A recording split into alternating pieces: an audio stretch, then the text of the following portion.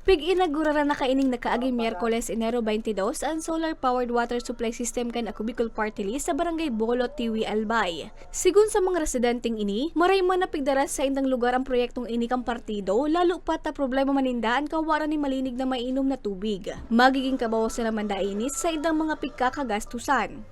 Dakulang kaugmahan, magpapasalamat dahil maski paano dakulang kapulik pa pakinabang ng mga barangay.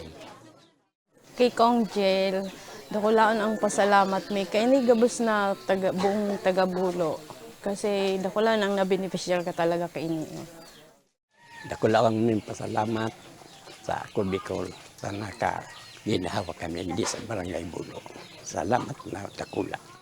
Presente sa inaugurasyon si Ako Bicol Party List Representative Attorney Chil Bungalon. Sigun sa kongresista, padagos din ng pigbubusol ang proyektong ini nga ni mataawanin kasimbagan na nagrangay kan mga barangay dapit sa kawaaranin malinig na tubig urog na itong mga nasa puwerang lugar. 10 milyones pesos ang pondo kay nasabing proyekto.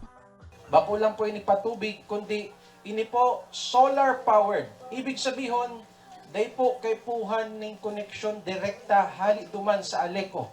So sa madaling sabi, ini po nakakatipid ang barangay. Dahil po kipigbabayadan na konsumo sa kuryente digdi po sa proyektong ini.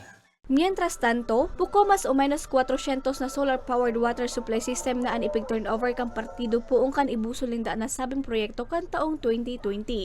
Para sa mga baretang tatak Bicol, Regine Boy.